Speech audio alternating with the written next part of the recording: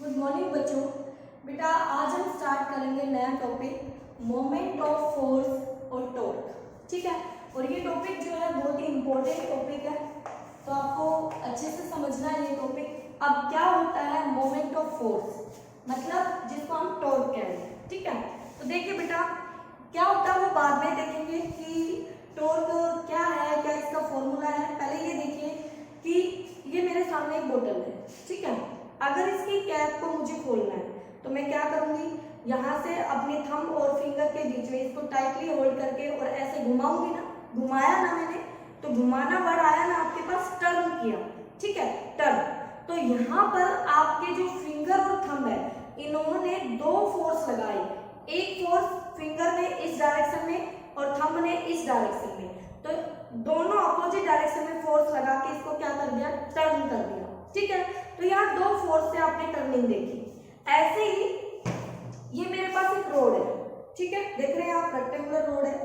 इस रोड को मैंने यहाँ पे ये होल्ड किया हुआ है। ठीक है, ये कोई फिक्स पॉइंट मान लीजिए, फिक्स पॉइंट है। अब इसको घुमाना है मुझे, तो मैंने क्या किया, यहाँ पर इसके एंड पे ऐसे फोर्स लगाया, तो ये घूम पड़ी।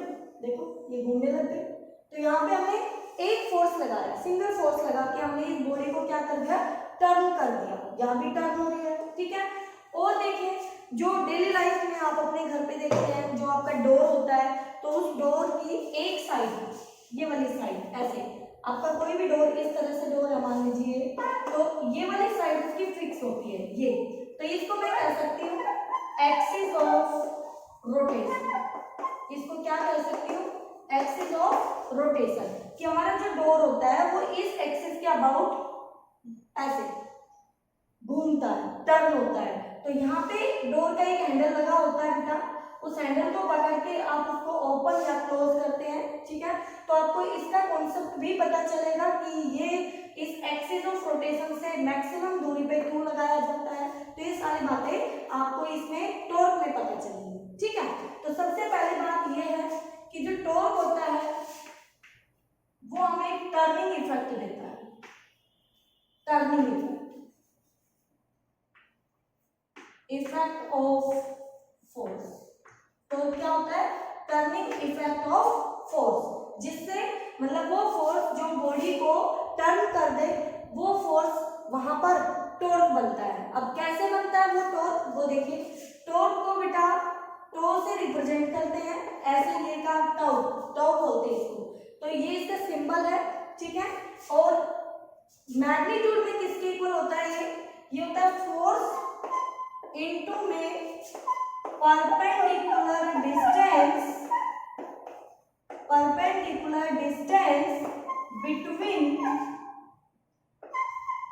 Between axis of rotation and line of action of force. बहुत लंबी चौड़ी बात लिख दी मैंने यहाँ पर, समझ में नहीं आ रही होगी आपके। ठीक है, आ जाएगी।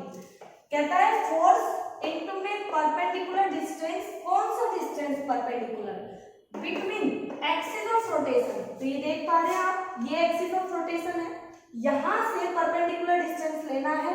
कहां तक लेना है, जिस पॉइंट पे आपका फोर्स लग रहा है, तो उस फोर्स की कोई डायरेक्शन होगी, जहां जिस डायरेक्शन में आप फोर्स लगा रहे हैं, तो उस फोर्स की जो डायरेक्शन है, तो उस लाइन को, जिस फोर्स की डायरेक्शन के अलोंग जो लाइन होती है, वो line of action of force होती है। तो उस लाइन और एक्सिस ऑफ रोटेशन दोनों के बीच का जो परपेंडिकुलर डिस्टेंस है, वो डिस्टेंस और फोर्स का मैग्नीट्यूड हमें टॉर्क देता है। क्या देता है बेटा, टॉर्क देता है। ये इसका बेसिक फॉर्मूला है, tau equal to F into r. तो आर क्या है यहाँ पर आपको पता चल गया होगा। ओके, अब देखिए ध्यान से, ये मेरे पास एक रोड है। ठीक है, ये इसका पॉइंट है, इस पॉइंट के अबाउट ये फिक्स है, जिसके अबाउट हमें क्या करनी है, इसको घुमाना है, जो भी है। अब मैंने क्या किया, मैंने फोर्स को ऐसे अप्लाई कर दिया, दिस इज माय फोर्स, और ये आपका आर डिस्टेंस है। ये मेरी एक्सिस ऑफ रोटेशन है, जिसके अबाउट ये घूमेगा, लेकिन आर डिस्टेंस के अलोंग मैंने फोर्स लगा दिया। आर मतलब क्या है कि ये मेरे पास एक बॉडी थी, इसके ऊपर अगर मैं फोर्स ऐसे लगाती हूँ या ऐसे लगाती हूँ तो ये घूम जाता है, लेकिन जब मैं यही फोर्स इस डायरेक्शन में लगाती हूँ, यूं नहीं घूमता। ठीक है, अब वीडियो बना रही हूँ मैं, तो डोर वाला एग्जांपल मैं यहाँ दिखा नहीं सकती, अदरवाइज क्लास में मैं हमेशा आप डोर का हैंडल पकड़ के, ठीक है, मैं यहाँ पर बताती हूँ, आप अपने घर करके देखना। ये आपकी एक्सिस ऑफ रोटेशन है और ये आपका हैंडल यहाँ नॉब लगी हुई है, इसको आप अपना पकड़ना और जिस डायरेक्शन में आप फोर्स लगा के इसको ओपन या क्लोज करते हैं उस डायरेक्शन में फोर्स नहीं लगाना, क्योंकि वहां तो टर्न हो जाएगा। ठीक है, आपको फोर्स लगाना है, ये जो डिस्टेंस आप देख रहे हैं, चाहे तो अपने डोर पर चौक से ऐसे एक लाइन ड्रॉ कर लेना, ये वो आर दूरी है, इस आर दूरी के अलावा फोर्स लगाना, आपका डोर टर्न नहीं होगा। ठीक है, आपका डोर बेटा टर्न नहीं करेगा। ठीक है, तो यहाँ पर आर और एफ, तो आपको बाद में ये भी क्लियर हो जाएगा कि जो एफ है अब यहाँ पर टर्निंग इफेक्ट क्यों नहीं दिया। ठीक है, तो देखिए ध्यान से, पहला पॉइंट दिखाई दिया, इस केस में ये बॉडी टर्न नहीं होगी। ठीक है, दूसरा देखिए, ये आपका पॉइंट फोर्स ऐसे लगा दिया, ये हमारा आर है, ये हमारा फोर्स है। ठीक है, तो बॉडी इस डायरेक्शन में टर्न हो जाएगी। देखिए ये इधर फोर्स लगाया तो इसको ऐसे घुमाएगा ना, एंटी क्लॉकवाइज, इसी तरह से ये बॉडी अब इधर फोर्स लगाएगी, तो इधर फोर्स लगाएंगे तो इस पॉइंट को ये ऐसे घुमाएगा क्लॉकवाइज। ठीक है, तो एंटी क्लॉकवाइज क्लॉकवाइज। अब क्या कहता है, मैं इसमें समझाती हूँ अब आपको। अब कहता है कि यहां से अगर हम पता करें तो देखिए ध्यान से, हमें चाहिए फोर्स, फोर्स तो ये था, लाइन ऑफ एक्शन, ये है लाइन ऑफ एक्शन, इसको आगे बढ़ाओ बेटा, this is the line of action. तो मुझे एक्सिस ऑफ रोटेशन जिसके अबाउट ये घूम रहा है और लाइन ऑफ एक्शन के बीच परपेंडिकुलर डिस्टेंस चाहिए, वो ही हमारा क्या होता है, फोर्स के साथ मल्टीप्लाई होकर टॉर्क देता है। तो परपेंडिकुलर डिस्टेंस ड्रॉ कर लेते हैं इन दोनों के बीच, this is a perpendicular distance. ठीक है, अगर हमारा ये एंगल थीटा है, ये वाला थीटा है, तो ये इसके साथ थीटा बना रहा है, तो ये बन गया आर कोस थीटा, और ये इसके परपेंडिकुलर, ये बन गया r sine theta. O P Q, तीन नाम दे दे पॉइंट को। तो यहां से टॉर्क का फॉर्मूला क्या निकल के आया, torque equal to force F, perpendicular distance हो गया ओपी। बोलो बेटा, हो गया, torque equal to force F, OP को हम लिख सकते हैं आर साइन थीटा। किसी बच्चे को अगर ये समझ में नहीं आया कि आर साइन थीटा कैसे लिया मैंने, तो आप यहाँ देख लीजिए, ये एक राइट एंगल ट्रायंगल है, ये एंगल थीटा है। ठीक है, और ये दूरी, तो ये आपका बेस है, ये परपेंडिकुलर, ये एच है, हाइपोटेन्यूज। अगर मुझे एच की वैल्यू मालूम है, ये मालूम है, अगर ये एक्स है तो ये इसके साथ बनाएगा एक्स कोस थीटा, तो इस बेस की वैल्यू हो गई एक्स कोस थीटा, और इसके जो परपेंडिकुलर होगा वो इसी के जो पैरेलल है, तो इसकी वैल्यू हो गई एक्स साइन थीटा। तो वही चीज यहाँ पर है बेटा। ठीक है, तो हमेशा ध्यान रखना, जब भी हाइपोटेन्यूज मालूम हो और एक एंगल आपको पता हो राइट एंगल ट्रायंगल में, तो उसका जो साइड उसके साथ बन रही है एंगल के साथ, वो कोस थीटा, और दूसरी वाली साइड साइन थीटा होगी उस एच की हाइपोटेन्यूज की। ठीक है, तो ये आपको एक ट्रिक बता दी है, हमेशा ध्यान रखना। ओके, चलिए अब देखिए यहाँ से, तो मैं इसको मिटा सकती हूँ, इसने टर्निंग इफेक्ट नहीं दिया। ओके, चलिए अब मेरे पास फॉर्मूले की नई शक्ल बन के आ गई है, tau equal to F r sine theta. तो देखिए यहाँ से इसको मैं लिख सकती हूँ, tau equal to are F sine theta, तोड़ मरोड़ के हमने ऐसे लिख लिया। ठीक है, अब इस फॉर्मूले को हम कैसे देखेंगे, देखिए अब क्या मैं इसको ऐसे लिख सकती हूँ, torque equal to R into F sine theta, okay, या torque equal to R sine theta into में एफ, दोनों तरह से लिख सकती हूँ।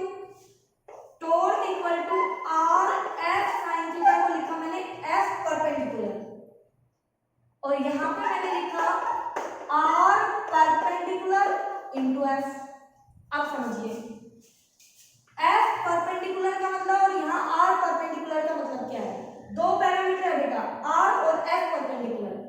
जब यहाँ पर साइन थीटा है, आपने एक बार आर के साथ ले लिया, एक बार एफ के साथ ले लिया, आप समझना चाह रहे हैं कि कंक्लूजन क्या है। देखिए एफ परपेंडिकुलर फोर्स का वो कंपोनेंट है जो आर के परपेंडिकुलर है। अब देखिए यहाँ पर ये फोर्स है? मैंने यहाँ पर क्या किया, आर के दो कंपोनेंट देखे, अब फोर्स के भी तो दो कंपोनेंट देख सकते थे। जैसे आपने ये थीटा लिया था, ऐसे इसके दो कंपोनेंट बनते, कैसे बनते, आप इसको जब आगे बढ़ाएंगे, ऐसे आगे बढ़ाएंगे तो ये एंगल थीटा है, तो ये भी तो मेरा थीटा होगा ना। तो एफ किसके साथ थीटा, एफ कोस थीटा, इसके परपेंडिकुलर ये जो टर्निंग इफेक्ट दे रहा है एफ साइन थीटा।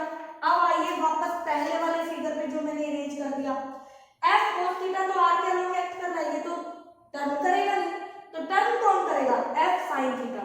तो एफ साइन थीटा वो कंपोनेंट है जो आर के परपेंडिकुलर है, दिख रहा है ना। तो टर्निंग इफेक्ट हमेशा ट्रांसवर्स कंपोनेंट देता है, ये ट्रांसवर्स कंपोनेंट कहलाता है, ट्रांसवर्स कंपोनेंट, और ये आपका रेडियल कंपोनेंट कहलाता है, रेडियल कंपोनेंट। जो रेडियस, ये रेडियस क्योंकि ये घूमती है, ऐसे घूमेगी तो एक आर्क बनाएगी, तो रेडियल, तो ये रेडियस हो गई एक तरह से। तो रेडियस के अलोंग एफ कोस थीटा, तो ये हमें कभी भी टॉर्क नहीं देता। तो टर्निंग इफेक्ट या टॉर्क हमें ट्रांसवर्स कंपोनेंट से मिलता है, रेडियल कंपोनेंट कभी भी टर्निंग इफेक्ट नहीं देगा। ओके, तो वही कंक्लूजन है जो मैं आपको समझा रही थी कि वहां पर 0 क्यों आया है और यहाँ पर हमें क्यों टर्निंग इफेक्ट मिल रहा है। ओके बेटा, आ जाइए, आपने इससे समझा, और ये तो यहाँ से तो आपने किया ही था। आर परपेंडिकुलर, आर का वो कंपोनेंट है, यानी आर साइन थीटा आर का वो कंपोनेंट है जो एफ के परपेंडिकुलर है। देखिए ध्यान से, ये एफ था, ठीक है, तो ये एफ था, तो आर के अलोंग, एफ के अलोंग एक कंपोनेंट तो हो गया आर कोस थीटा, और दूसरा कंपोनेंट एफ के परपेंडिकुलर हो गया आर साइन थीटा। ये तो एफ के अलोंग हो गया, तो ये तो कभी टॉर्क में हेल्प नहीं करेगा। कौन करेगा, जो उसके परपेंडिकुलर है, यानी आर साइन थीटा करेगा। बोलो बेटा, बात समझ में आई। टॉर्क क्या बहुत ही इंपॉर्टेंट टॉपिक है। तो बच्चों यहाँ से हम इसकी वेक्टर फॉर्म लिख सकते हैं, tau equal to r cross F, this is the vector form. Tau magnitude form r F sine theta, ठीक है। टॉर्क की जो डायरेक्शन होगी बेटा, डायरेक्शन ऑफ टॉर्क, तो यहाँ से देखिए पहले पढ़ चुके हैं आप, दो वेक्टर का क्रॉस हो रहा है और वो नया वेक्टर आ रहा है, यानी इसकी जो डायरेक्शन होगी वो आर के परपेंडिकुलर भी होगी और एफ वेक्टर के भी परपेंडिकुलर, यानी कि perpendicular to plane containing r and F, जिसमें आर और एफ दोनों हैं, उस प्लेन के परपेंडिकुलर होगी, ठीक है। तो यहाँ से आप कैसे कर सकते हैं, right hand thumb rule, r cross F है, यानी आर पे फिंगर रखिए, तो आर पे फिंगर और एफ के अलोंग घुमाइए, उसके थीटा के अलोंग एफ की तरफ, तो आपका ये आर है और ये एफ है, तो आर ऐसे रखेगा फिंगर और एफ की तरफ ऐसे घुमाएगा, तो टर्निंग इफेक्ट ये। तो जब एंटी क्लॉकवाइज घूमेगा तो टॉर्क पॉजिटिव, एंटी क्लॉकवाइज तो पॉजिटिव, पॉजिटिव सेंस लेंगे। जब क्लॉकवाइज घूमेगा, क्लॉकवाइज आर से एफ की तरफ फिंगर घुमाई तो अंदर की तरफ, तो क्लॉकवाइज घूमेगा तो टॉर्क आपका नेगेटिव, तो हम वहां पर टॉर्क को नेगेटिव लेंगे, ठीक है। यूनिट की अगर हम बात करें तो इसकी जो यूनिट होगी, unit by torque, force into में डिस्टेंस है तो न्यूटन मीटर, ये इसकी यूनिट हो जाएगी। डायमेंशन निकालनी है तो फोर्स के डायमेंशन में लेंथ का डायमेंशन और मिलाना है, तो फोर्स का होता है L1 L1 T-2, ये तो फोर्स का है, F का हमें चाहिए टॉर्क का L1 L2 T-2, ये हो गया हमारे पास टॉर्क का डायमेंशन, ठीक है। तो ये टॉर्क की बेसिक कहानी थी पूरी, आपको समझ में आ गई होगी। धीरे धीरे आप इसको दोबारा से देख के समझे, जो पॉइंट नहीं समझ में आया वो अच्छे से पूछे, ठीक है। अब देखिए, ये तो आप एक सिंगल फोर्स की वजह से आपने टॉर्क देख लिया कैसे होता है। अब एक टर्म आएगी नहीं आपके पास, कपल। कपल क्या होता है? कपल होता है बेटा दो फोर्सेस का पेयर जो इक्वल एंड अपोजिट होते हैं और डिफरेंट उनकी लाइन ऑफ एक्शन होती है। यानी कि एक बॉडी पे दो फोर्स लगेंगे, जैसे ये मेरी एक रोड है, ठीक है, और एक फोर्स मैंने यहाँ पर ये लगा दिया F और एक फोर्स मैंने ये लगा दिया F, दोनों फोर्स लगा दिए। क्या ये दोनों फोर्स इस बॉडी को घुमाएंगे? आंसर होगा नहीं। क्यों? क्योंकि दोनों की लाइन ऑफ एक्शन सेम है, लाइन ऑफ एक्शन एक ही लाइन पर एक्ट कर रहे हैं दोनों। तो कब घुमाएंगे?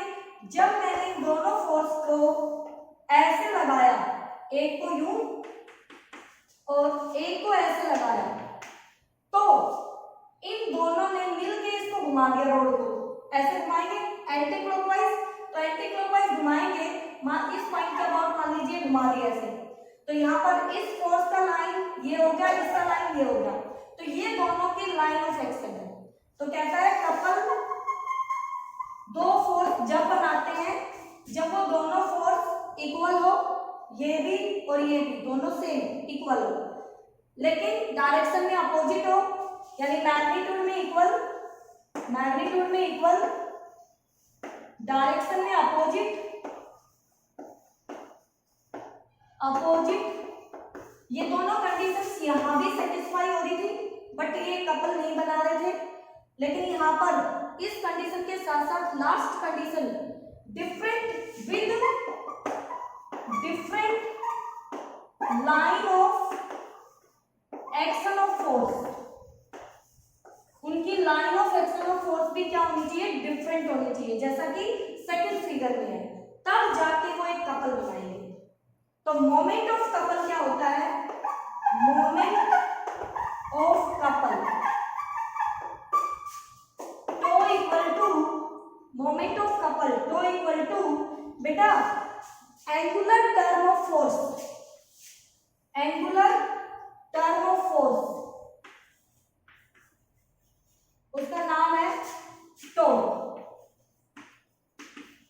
मोमेंट ऑफ फोर्स बी टॉर्क है, मोमेंट ऑफ फोर्स ये भी क्या है? टॉर्क है, ठीक है। तो एक कपल का टॉर्क क्या आएगा? Tau equal to either force, कोई सा भी फोर्स ले लो, इनटू में perpendicular distance between line of action of force, action of force. समझ में आ गई होगी बेटा बात? तो देखिए इन दोनों के बीच line of action of force ये परपेंडिकुलर है, दिस इज, अगर इसको मैं आर दे दूं तो ये आर है आपका, ठीक है, तो वो हो जाएगा एफ इंटू में आर, ये परपेंडिकुलर।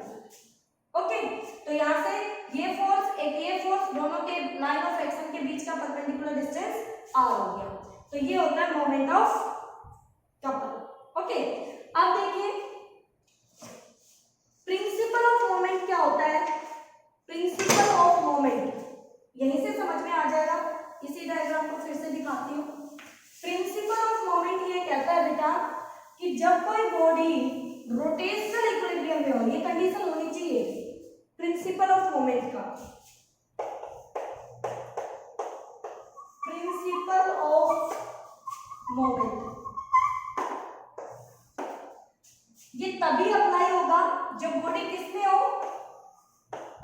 रोटेशनल इक्विलिब्रियम में, ठीक है।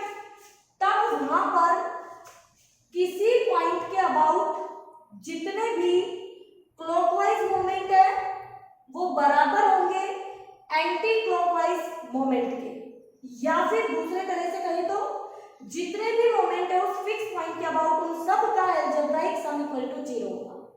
यानी कि ये मेरे पास एक रोड है, ठीक है, इस पॉइंट के अबाउट ये फिक्स है, बैलेंस है, मतलब एक वेट यहां लगा दिया हमने M1, एक वेट यहां लगा दिया हमने M2।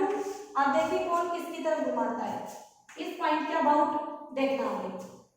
Turning effect torque. तो देखिए इसका mg m1g नीचे होगा w1, इसका भी m2g नीचे होगा w2, ठीक है। तो यहां से एक फोर्स आ गया F1, यहां से एक फोर्स आ गया F2। अब देखिए इस पॉइंट के अबाउट ये बॉडी इसको नीचे ले जाएगी, तो ये आपकी जो एंड है ये नीचे से जाएगी, तो मतलब यूं घूमने की सेंस आई एंटी क्लॉकवाइज, तो इसने घुमाया एंटी क्लॉकवाइज। अब इसको समझिए, ये एंड इस मास की वजह से नीचे ऐसे आएगा, तो ये इस तरह घुमाएगा इसको, यानी कि इसको क्लॉकवाइज देगा। अब इस पॉइंट से इस मास की, मतलब जिस पॉइंट पे ये फोर्स लग रहा है उसकी जो दूरी है वो हमने d1 ले ली, तो इसकी दूरी हमने d2 ले ली। तो इसका मोमेंट ऑफ फोर्स अब हम लिख सकते हैं कि बॉडी इक्विलिब्रियम में है, तो anti clockwise moment equal to होगा क्लॉकवाइज मोमेंट, यानी कि anti clockwise moment equal to clockwise moment.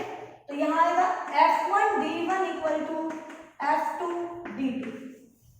This is the principle of moment. बहुत न्यूमेरिकल में आपको ये हेल्प करने वाला है, ठीक है बेटा, तो इसको ध्यान से समझे। ओके, फिर आगे नेक्स्ट वीडियो में आपको समझाएंगे कि किस तरह से इसको हम अप्लाई करते हैं, ठीक है।